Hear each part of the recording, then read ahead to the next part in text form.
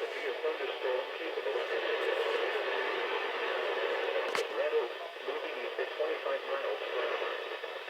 Expected hazards include tornado and hail up to 2 inches in diameter. This is a radar indicated threat location. The following impacts are expected. Flying debris will be dangerous to those caught without shelter. Mobile homes will be damaged or destroyed. Damaged roof, windows, and vehicles will repair. Tree damage likely. This dangerous storm will be near. Take note at 7:40 p.m. Other locations in the path of this dramatic thunderstorm include Alaska. Take cover now.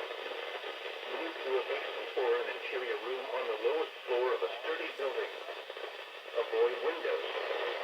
If you are outdoors, in a mobile home, or in a vehicle, move to the closest